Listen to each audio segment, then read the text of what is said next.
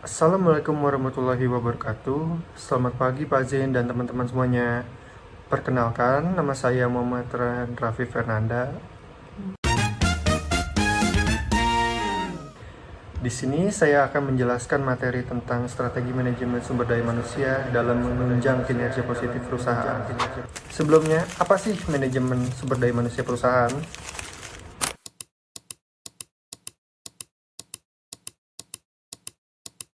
Jadi, manajemen sumber daya manusia atau disingkat SDM adalah suatu pendekatan strategis dalam mengelola aspek terkait dengan tenaga kerja atau karyawan dalam suatu organisasi.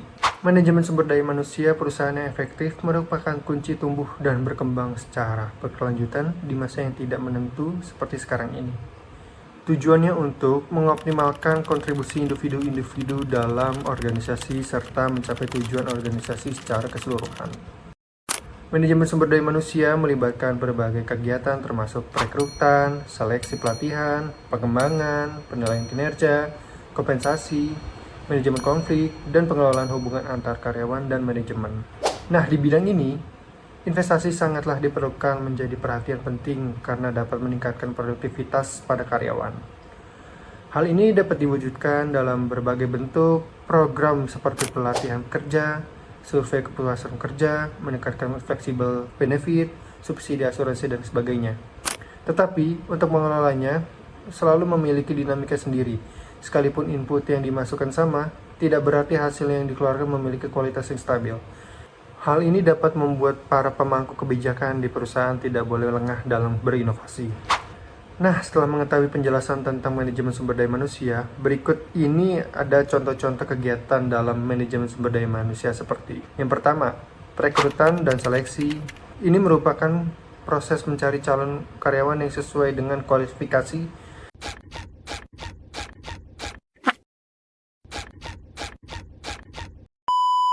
dan kemampuan yang diperlukan untuk posisi tertentu dengan melibatkan pemasangan iklan lowongan kerja, peninjauan aplikasi, wawancara, dan pengujian untuk memilih karyawan terbaik. Lalu yang kedua, pelatihan dan pengembangan ini merupakan upaya untuk meningkatkan kemampuan dan pengetahuan karyawan melalui pelatihan, kursus, seminar, dan program pengembangan dengan bertujuan untuk meningkatkan kinerja karyawan dan membantu mereka berkembang dalam karir. Lalu yang ketiga, penilaian kinerja. Ini merupakan proses yang melibatkan penilaian secara sistematis terhadap kinerja karyawan terhadap tujuan dan standar yang telah ditetapkan. Hasil penilaian ini dapat digunakan untuk memberikan feedback, apresiasi, atau pengembangan lebih lanjut. Yang keempat, kompensasi dan manfaat. Ini merupakan proses untuk menentukan gaji, tunjangan, insentif, dan manfaat lainnya yang sesuai dengan kinerja dan tanggung jawab karyawan. Hal ini termasuk merancang sistem kompensasi yang adil dan kompetitif. Yang kelima, hubungan kerja dan komunikasi. Ini merupakan proses untuk membangun hubungan yang baik antara manajemen dan karyawan, serta memfasilitasi komunikasi yang efektif di antara keduanya dengan mencakup manajemen konflik, konsultasi dengan karyawan, dan menjaga saluran komunikasi terbuka. Lalu yang terakhir, yang keenam, pengelolaan, perubahan, dan inovasi. Ini merupakan proses pengelolaan perubahan organisasi dan mendorong inovasi dengan termasuk mempersiapkan karyawan untuk mengatasi perubahan serta menciptakan budaya yang mendukung inovasi dan perkembangan. Lalu selanjutnya, kesulitan yang dihadapi manajemen sumber daya manusia perusahaan.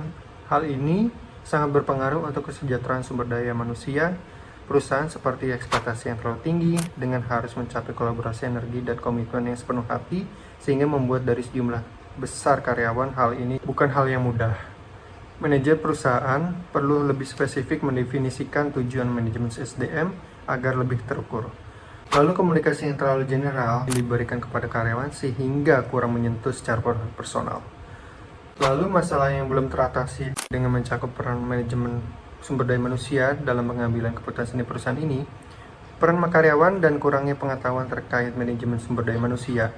Dan yang terakhir, beberapa asumsi manajemen yang terkait pengelolaan sumber daya manusia merusak upaya banyak manajer seberapapun baik niat mereka. Lalu, masuk ke prinsip manajemen sumber daya manusia perusahaan. Pada tahun ini, ketersediaan karyawan yang berkualitas dan sesuai kebutuhan perusahaan merupakan hal yang masih langka. Hal ini tentu cukup menyulitkan untuk perusahaan yang baru mulai dari perusahaan startup yang tumbuh secara agresif. Belum lagi ekosistem penggalangan dana yang semakin keras.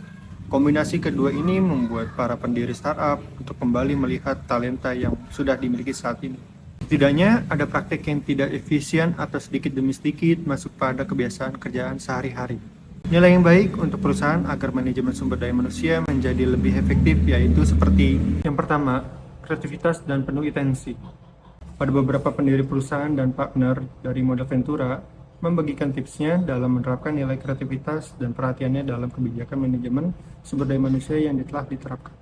Lalu yang kedua, growth mindset atau pola pikir yang berkembang. Ini merupakan kunci perusahaan dapat bertahan dan bahkan tumbuh melampaui tantangan keadaan. Hal ini menjadikan keinginan mereka untuk terus belajar dan berkembang. Lalu yang ketiga, culture fit atau kesesuaian budaya.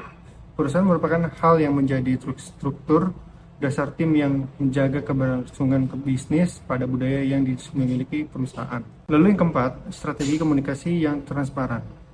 Ini merupakan strategi yang penting menjadikan komunikasi yang terbuka dan transparan. Pada situasi ini, komunikasi dan transparansi memegang peran untuk mempertahankan karyawan yang berperforma tinggi daripada sebelumnya. Selanjutnya, salah satu bagian penting untuk pertumbuhan dan kemakmuran perusahaan adalah mendapatkan dan mempertahankan keunggulan yang bersaing. Meskipun perusahaan dapat melakukan banyak hal untuk tujuan ini, salah satu yang sering tidak diakui adalah memanfaatkan manajemen sumber daya manusia yang unggul. Saat ini, banyak perusahaan menyadari pentingnya sumber daya manusia, tetapi sedikit sekali dari mereka yang mengkonseptualisasikan sebagai salah satu strategi mendapatkan keunggulan yang bersaing. Akibatnya, banyak perusahaan melepaskan kesempatan untuk merebut keunggulan bersaing melalui inisiatif praktek sumber daya manusia. Namun, ada beberapa perusahaan yang tidak melepaskan kesempatannya. Baik, dari sekian penjelasan yang saya berikan terkait strategi manajemen sumber daya manusia dan menunjang kinerja positif perusahaan, maka dapat disimpulkan bahwa pada strategi manajemen sumber daya manusia, perusahaan yang efektif akan memberikan perusahaan dapat mencapai tujuan strategisnya yang lebih baik, serta mempertahankan keunggulan kompetitifnya di persaingan bisnis pada saat ini. Demikian yang telah saya sampaikan. Mohon maaf bila ada kesalahan kata dalam penyampaian kali ini. Terima kasih. Wassalamualaikum warahmatullahi wabarakatuh. Dadah.